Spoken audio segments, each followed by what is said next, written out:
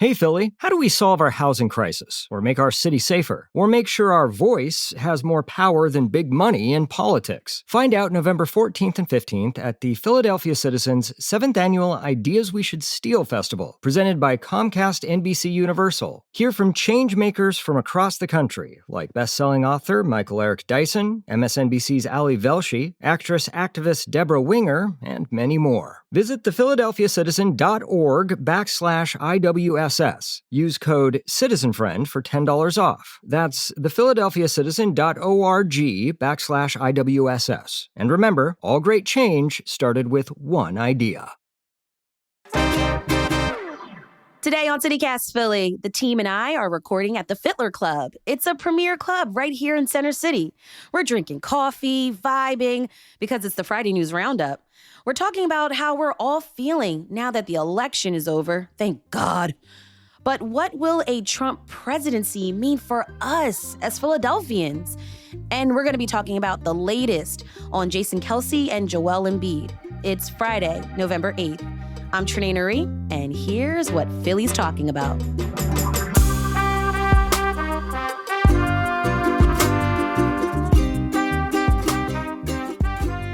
Joining me this week is Matt Katz, our executive producer. Hey, Matt. Hey there, Trenae. And Abby Fritz, our producer. Hey, Abby. Good morning, Trenae. Guys, this week was weird. We started off with an Eagles win and that Saquon Barkley play. Then we had on Monday the rally on the Parkway for then VP and candidate Harris. Then it was Election Day on Tuesday. But then Wednesday morning, things got really quiet throughout the city. Yeah. Some friends reached out to me. They wanted to check up on me because they knew, we had been waking up early looking at results. Some friends even asked me to send them songs of inspiration because they felt like their spirits had been broken. Huh. Yeah. But then there's some folks in the city who, feel like President-elect Trump is going to fix their lives. So how was this week for y'all? Yeah, you're totally right, Trenae. Like the energy in the city was at like a real peak level. And then, given the fact that this town was still, and we'll get into more details, but basically overwhelmingly for Kamala, the energy seemed just totally sapped. And then after the election, there was this like tense feeling on the streets because the stores were closing down and there were helicopters overhead. I mean, they shut down my Walgreens. My wife went out to get some Flonase for our son. It was like 6 p.m. on Wednesday night. And it was shut down. Stores on Rittenhouse were being boarded up in preparation for riots. So it was a real sort of boomerang kind of feeling this week in the city. Abby, what did you see? Yeah, it was interesting. I had a similar experiences with the stores being closed. Like I tried to go to Home Goods, my emotional support little store, and the sign on the door said "closed for citywide emergency," which I think is an interesting way to frame that. It's like a euphemism. Yeah. So if you guys don't know, there were a lot of messages floating around social media telling people to loot, protest, but Philadelphia police responded and they showed up to deter that type of activity. There was like people encouraging other people to go out there and smash windows and stuff, but that didn't happen at all. Didn't happen. I think people were more despondent than angry Harris supporters. I've just been thinking about the number of ways that a Trump presidency could affect life for people here in Philly. And I think that folks were kind of at home, sort of just taking in what this might mean, because regardless of how you voted, there could be transformational effects, particularly in cities in America and in Philly. I just wrote down off the top of my head, based on what I heard from President-elect Trump during the campaign, just the list of things that he has promised to do and if they happen. So mass deportation of non-citizens that would involve camps to hold people as they're being deported. I looked up data from the Migration Policy Institute yesterday, and it shows that there are 50,000 undocumented people just in Philly. So Trump wants them all gone, and they could theoretically be deported. That's going to break up families. Oh yeah, when you're talking about deportations, family separation is just inherent in it, right? I mean, you have I know families where the parents are undocumented and the children are citizens. Right. So then you have, theoretically, parents being deported and their citizen kids remaining here. And then what happens, right? You have a ban again on immigrants from Muslim countries, which happened in the first term. You have the use of the military for these deportations, but also for other means. Trump has talked about using the military against, quote, radical left lunatics inside the country. So that could potentially mean students at Temple, students at Penn who are setting up encampments on campus due to the war in Gaza or any other issue that they might be protesting. Trump, from an economic standpoint, he wants to impose tariffs on goods from abroad. Economists say this could increase prices for goods. So the inflation that played a part clearly in this election could increase.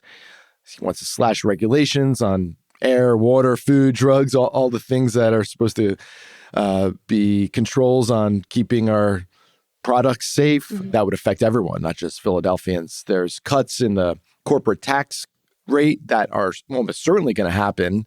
And that would mean less money for the government, which then means less money for government programs, right? Like that provide food and housing and social services to the poor. Yeah. And, we're in the poorest big city in the country. So that will certainly have a trickle-down effect. There's issues related to health. We might have a anti-vaxxer Robert F. Kennedy in charge of health regulations and health policies in the country on a week where it is so hot out. This is like the hottest November this is the hottest election day I remember ever in the city. Climate change is not going to be addressed by this administration. You have gun policy. If people are concerned about gun violence in their communities in Philly, we are not going to see any new controls on guns. And then, I just think about the general tone that will be coming out of the White House as it did during Trump's first term. And we're talking about a demonization of perceived enemies, liberals, Democrats, trans people, immigrants, and then just this continuous kind of stream of negativity and darkness and crassness and vulgarity. And that, it affects my personal mood. And it also means there's a burden on us, Trenae, as parents, right? I mean, we have to sort of explain this stuff to our kids, and they're older now than they were the first time Trump was around. And I think about that. That's also been sort of on my mind, how we explain the politics of this moment to our kids. So speaking that's of what our I've been thinking kids about. and any parents listening, another impact is the elimination of the Department of Education. Yeah, he's talked about that too. Yeah. Exactly right. And will that mean less funding for Philly schools? And will that then lead to bigger class sizes, tax increases on local residents to help pick up that shortfall? We don't know. Abby, how are you feeling about all of this? Yeah. It's been interesting past few days. Matt, I think you hit on a lot of the things that I've heard like my circles talking about. And I live in the part of South Philly that consistently votes red. That's the 26th ward. So walking around post-election, there's definitely like a big mix of reactions down here. There was someone on my street on Wednesday walking up and down, just kind of yelling like Trump, the 47th president of the United States, and then like laughing in excitement. But personally, I'm thinking a lot about the queer community out here in Philly. I have many trans friends in particular who are really, really anxious. Given the tone that this campaign has had, particularly about trans people. If we look back at his last stint in office, Trump banned trans people from serving in the military. He restricted what bathrooms trans folks are allowed to use. And then back in 2017, he intervened in a employment lawsuit that argued that the ban on sex discrimination in the Civil Rights Act doesn't protect workers on the basis of their sexual orientation. And, given the makeup of the Supreme Court now, when you look at those types of things, it makes you worry about some of these protections that have been in place for queer people for years. And just the rhetoric of the Conservative Party about trans rights and people's rights to make decisions about their own body, being in a state that has swung red and knowing that a lot of these votes are going to go back to the states. It does give you pause and make you think, what are these next 4 years going to look like for us, for Philly, for the varying communities that are out here.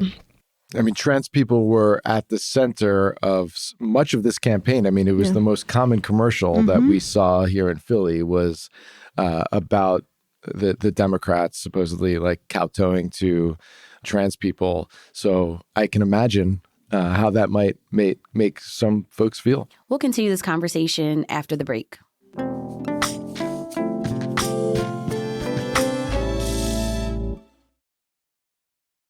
Ryan Reynolds here from Mint Mobile. With the price of just about everything going up during inflation, we thought we'd bring our prices down. So to help us, we brought in a reverse auctioneer, which is apparently a thing. Mint Mobile Unlimited Premium Wireless. How to get 30, 30, bit to get 30, bit to get 20, 20, 20, bit to get 20, 20, bit to get 15, 15, 15, 15, just $15 a month? Sold! Give it a try at mintmobile.com/switch. $45 upfront payment equivalent to $15 per month. New customers on first 3-month plan only. Taxes and fees extra. Speed slower above 40 gigabytes. See detail. Blinds.com is kicking off the savings early with Black Friday mega deals all month long.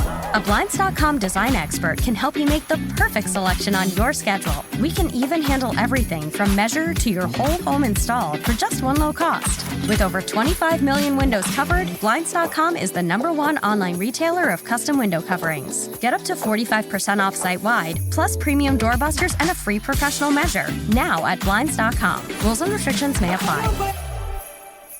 So what do you guys think happened in Philly? Why did Harris lose support compared to Biden and Hillary Clinton? And why did Trump get increased support? You know, I'm no political reporter, but it does seem like a lot of people kind of across the country were interested in voting for something that is like distinctly different from what's happening right now. And I think, you know, Harris just couldn't shake the smell of the current administration like that. off of her. Yeah. And I think that, you know, if I had to guess, I think that would be a big part of what we saw, you know, nationally. In Philadelphia specifically, according to the city commissioner's office, as of Thursday, Harris took 78% of the vote while Trump took 20%. And that's up from the 17% Trump claimed back in 2020 when Biden took 81%. And if you look closely at the wards and how they voted, Trump was able to flip the 45th ward, which covers Port Richmond and Bridesburg, and then also the 63rd ward, which is the Bustleton and Fox Chase area, which is, you know, kind of expanding the hold that conservatives have historically had in the Northeast. Abby, you mentioned Bridesburg. The Inky quoted this woman, Brittany Bennett, a mother in Bridesburg, and her quote, I think, might answer some of our questions. It was a very succinct quote.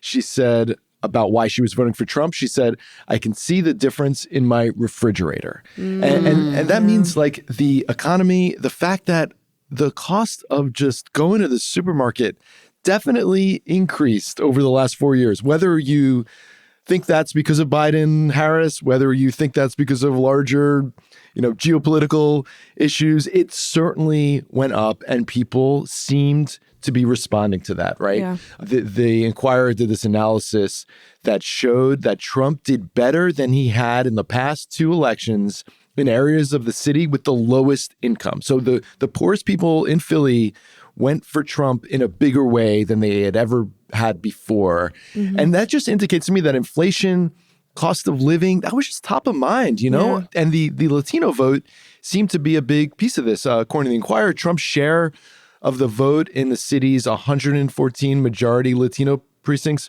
rose 22%. Wow. It's really remarkable. And this shocked people, especially after Trump surrogate called Puerto Rico a floating island of garbage. That just happened like a week and a half ago. But, you know, people didn't seem to care about that rhetoric if it cost them $50 to go to the supermarket just to buy dinner for that night and breakfast for the next morning, you know? So you couple that with the fact that Trump just won the few voting districts in deep South Philly that he always wins, that Republicans always do well in, and the fact that overall turnout was down, and it was just a bad, bad day for Democrats. Yeah. Do you think the Democratic Party did enough to get out the vote? Because you just mentioned, like, the voter turnout was so down. Was low. Or relatively down. The Democrats have, since the election, just been pointing fingers at each other. It's been a circular firing squad, and everything sort of exploded out in the open with Democrats blaming each other for not doing enough. So, you have Bob Brady. He's a former congressman, and he's basically the party boss, the Democratic Party boss in Philly. And he ushered in reporters this week, and he bitched to them saying that Kamala Harris and her team hadn't sufficiently kissed his ring. Is essentially what he was saying. And that because of that, they didn't use his team to do enough in Philly. He said, quote, of Harris, he goes, "I never even met the lady." That's what he said. The lady, the vice president of the United States. And he blamed the lady for her poor showing in Philly, saying she didn't show him, quote, respect, and failed to get him VIP tickets to her events. This is literally the complaint. And then the Harris campaign shot back. The senior advisor said that the campaign actually knocked on 2 million doors in Pennsylvania last weekend. And the advisor, this guy, Brendan McPhillips, he said that's 2 million more than Brady's organization ever had. So, damn, right? But wait, and wasn't there a photo of Harris, Brady, and Walz together? Were they all together? So they had been together. So that wasn't really true that he never met the lady. Yeah. I mean, it's wild. The Harris campaign said Brady was only complaining because he just wanted more money from the campaign. Like the local Democratic Party hadn't gotten enough of the millions that Harris had raised to help get out the vote. And Brady had this is what McPhillips from the Harris campaign said. He said, Brady had a, quote, decades-long practice of fleecing campaigns for money to make up for his own lack of fundraising ability or leadership. So bottom line, Dems in disarray for sure. There's going to be a lot of soul searching nationally about what Democrats need to do in order to make working class people think that they actually have policies to help them out. But also maybe there's going to be some soul searching in the city itself among Democrats, like who's running this party? Are they doing enough to support the ladies who may be running for president, the quote unquote ladies? So it's going to be interesting, but right now, quite the mess. Yeah. What do you make of the fact that this party that really relies on women, that's their base, right? Women vote Democratic more than men do. What do you make of the fact that he dismissed Vice President Harris as the lady? Hearing about the way women are being referred to in this election, it does make you think Philly has the first female mayor, but what about the country? Is the country ready to put women in these positions of power? There's been 2 failed attempts at having a woman as the president. And, rhetoric like this, even coming from the Democratic Party, it makes you think.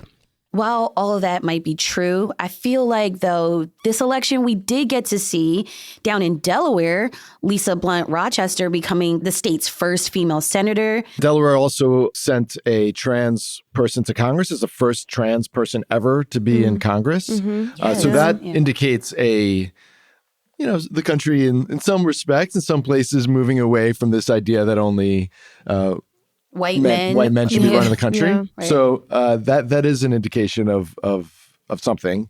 But yeah, I feel like it's not that the country wasn't ready. It might have just been other factors. Yeah, maybe there's a lot of factors. She came into the race a little too late. Maybe the messaging separating her from Biden a little bit more. But yeah. Or maybe just, the cost of milk was $2 more than it was 4 years ago. Honestly. Milk and gas. And eggs. And cereal. I am shocked how much I spend just to feed my family of 4. And my kids don't even eat that much. We'll be back with more news after the break.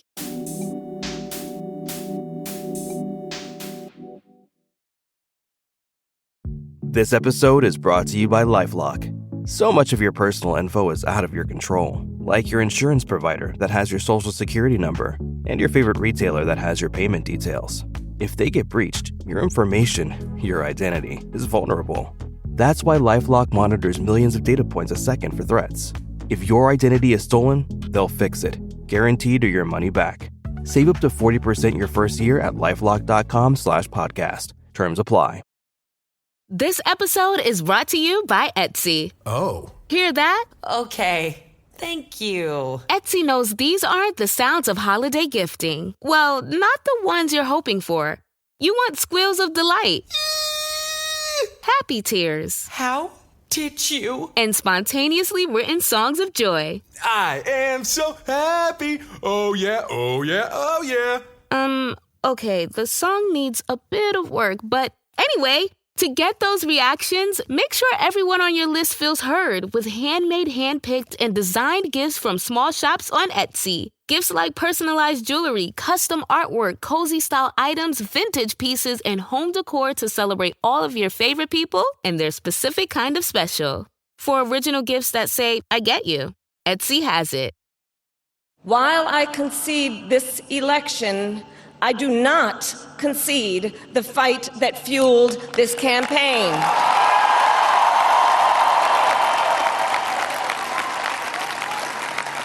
The fight for freedom, for opportunity, for fairness, and the dignity of all people. A fight for the ideals at the heart of our nation, the ideals that reflect America at our best. That is a fight I will never give up. All right, that was VP Harris down at Howard University doing her concession speech. Thoughts on what she said this week? Yeah, I'm really glad she emphasized that this is going to be a peaceful transition and that she's even, spoke with President-elect Trump and is going to help him in whatever ways possible to make this transition easy. She also implored people to keep fighting for what they believe in. I think, these are good things to keep at the forefront of the mind right now. She was very respectful, very clear with her messaging, and it was nice to hear the end to this election season being put to bed in such a professional way. Yeah, I mean, after all the fears about the future of American democracy, we yet again have a peaceful transfer of power. And I think that is something that can make us feel good as Americans. This is what we do. This is when the rubber meets the road in terms of how we self-govern, and certainly appreciate the fact. It will be interesting to see Harris over the next 4 years. She's at the moment really the face of the resistance against Trump. I mean, she was the nominee. She represents in some respects the future of the party. I imagine right now I would put money on her running again in 4 years. So it'll be interesting how she positions herself in that role. Is she going to get a show on MSNBC or something? Is she going to be showing up in Philly? There's going to be a book. Oh, there's going to be a book. I mean, I felt inspired, I would say. And I think there was definitely a message to young people, as it often is, to step up. If, kind of that Obama, esque vibe, like, be the change you want to see. Right. That was a good Obama, Trenae. Oh, was it? Yeah, okay. That was good. Thank you. Yeah, pretty good. I almost thought Obama was here with us at the Fiddler Club. All right. Speaking of other races, we did just learn that Democratic Senator Bob Casey has been ousted. The race was too close to call for days because just a few thousand votes separated him from his Republican challenger, Dave McCormick. But now the Associated Press has called the race. McCormick will be our next senator from the Commonwealth of Pennsylvania. A recount is possible because it's so close, but no word on that just yet. Casey has been in Pennsylvania politics for a long time. So we will definitely talk more about this in the coming days and weeks. But in the meantime, Matt, you got anything else for our Friday News Roundup? Let's talk about something else to end this Friday News Roundup that is not election related. The most interesting story to me this past week in Philly that was not about politics were two incidents that I've been calling the brotherly shoves. And since this is the... Clever. Thank you. So you brotherly get it? Okay. There were first some definitely drunk guy at a Penn State football tailgate yelled last weekend at Jason Kelce, who was walking by. He's out and about. He does all these appearances on the sports show. So he's at this football tailgate. And some guy yells at Jason and refers to his brother Travis and uses a gay slur to refer to Travis. Travis Kelce, of course, is dating Taylor Swift. The insult was intended to say, your brother is a gay slur because he's dating Taylor Swift. Kelce turns around, Jason So Kelce corny. turns around, takes the dude's phone, slams it on the ground, and then kind of gets in his face. And you can imagine how scary it would be to face down an angry, massive Jason Kelce. And he goes, this is what Jason says, who's the slur now, right? Yeah. And then it was the same weekend, last weekend, I think it was the same day actually, Joel Embiid, after a loss, another Sixers loss, he goes off on a columnist in the locker room because the columnist, this guy from the Inquirer, had basically called Embiid lazy for not being in good enough shape, being in good enough condition to play every game this season. Embiid's been hurt. He's not going to be playing every game this year. So in this column, the guy from the Inquirer had invoked Embiid's late brother. Embiid's brother had died not so long ago. So Embiid yelled at the columnist and then shoved him in some sort of way. There's no video, but he appeared to have pushed him a bit. And as a result, the NBA suspended Embiid without pay for 3 games, which by the way is more than $1 million in salary he lost. So, both of the incidents, I feel some empathy for these guys, but also they clearly might have crossed some lines in how they responded. And I also thought it was so interesting that they were both kind of sticking up for their brothers. So there's a lot of nuance there. I'm curious what you guys make of those two things. Yeah, so I actually watched parts of the Monday Night Football game. And just before that game started, Jason Kelce went live and because he was apologized. He's doing commentary for them. So he went on, And I don't know. I feel like often people forget that athletes are humans. Yeah. And, we can easily say, oh, you should act better. And just remember that you are this public figure. But it's hard when you dig deep, when you talk about family. Do not talk about my kids. Do not talk about my family, because then we're fighting. At the same time, there's been conversations when it comes to professional sports and how fans respond to athletes and athletes responding to fans. And sometimes there's a lot of tensions and vulgar language is being thrown around.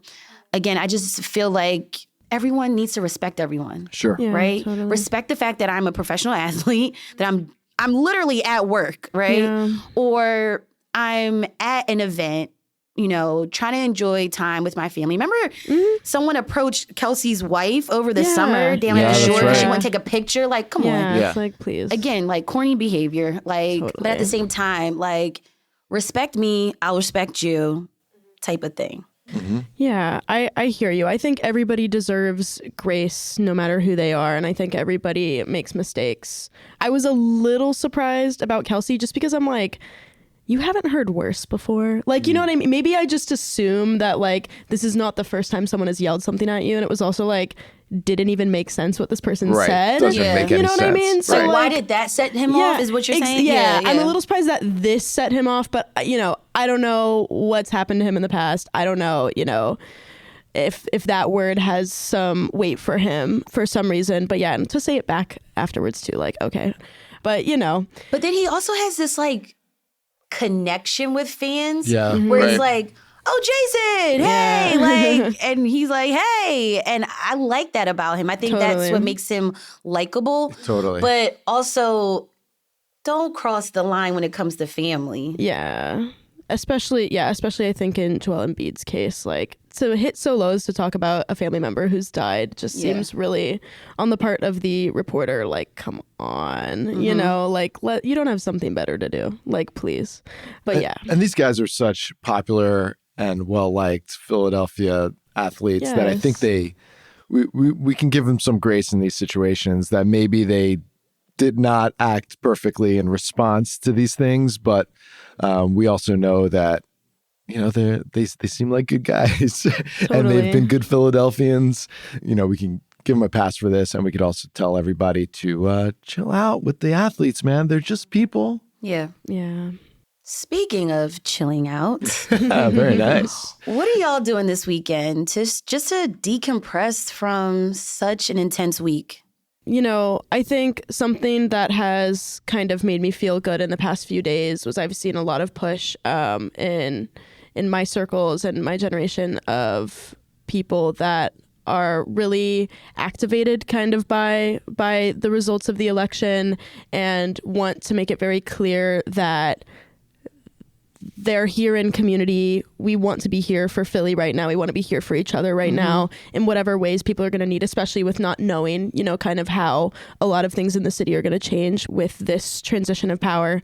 And a few days ago, I saw a local volunteer organization, Homies Helping Homies, post on social media that so many people have reached out to them about wanting to start volunteering, that like great. Everything is like filling up, and they were just thanking everyone for being there. They're an organization that helps out with providing food for people in South Philly, a really cool organization that does a lot of different types of activations. So I think, you know, that's something I'd love to focus on even more than I am now, like in the future, of being able to look for what us as a city needs and help our neighbors out and see what we can do on a small local scale. I like that. Yeah, I think that's so cool. I think a lot of people will be looking inward and maybe feel like they don't have a lot of say over what's happening nationally and with the federal government. So they're going to be looking to see what they can do in their own communities and in the city itself. There was a election decompression sound healing in Pistorius Park the other day, the day after the election. There was a picture of it I saw online, and I love that there were people doing very unique things to try to help out their neighbors and help out the stress level of their neighbors. For me, I'm going to see some music this weekend. I'm going to see a tribute show to the Last Waltz, which is a concert that the band, the name of the band is The Band. The band did back in the 70s, and The Band is my favorite band. So I'm going to see a tribute show to them over at the Met. And I do love live music after a stressful week. Nice. Speaking of health, yesterday I stopped by the Pennsylvania Convention for Women. This is a nonpartisan nonprofit focused on professional and personal development of women. This was their 21st annual conference this year, and there were so many stories, inspiring stories, and messages throughout the day. I actually got to sit down with Dr. Delana Wardlaw. She ran a session called Put Your Oxygen Mask On First, prioritizing your health and wellness. And this was really some great advice for women, but I was thinking, you know, we all could use this type of advice about taking care of ourselves. You know, it's really important. Making sure, one, that you prioritize sleep. We give that up a lot. Making sure you see your doctor. Making sure that we are exercising, doing an exercise that we enjoy doing, something that we don't cringe getting up and having to do, and making sure that we are taking care of our mental well-being. And sometimes that involves, you know, developing new relationships with people, but also sometimes it means walking away from some relationships. So that's some great advice. All right, Matt, Abby, thank you so much for talking with me today on the podcast. Thanks, Trenae. Have a great weekend, guys. Talk soon. Yeah, thanks, Trenae. Take care of yourselves.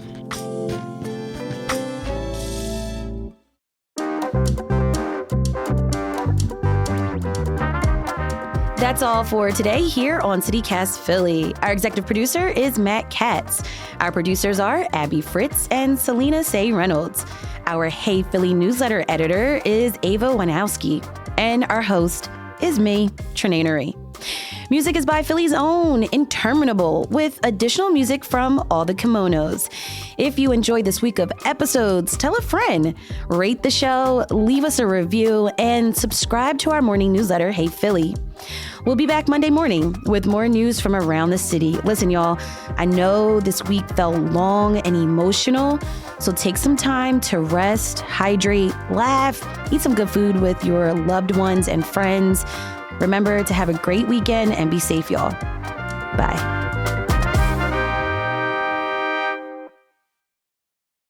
What's the thing thing that like elected officials do where they like hold their hand, the thumb is on top, and it's just like nobody else in any other profession holds their hand like politicians do when they're trying to make a point.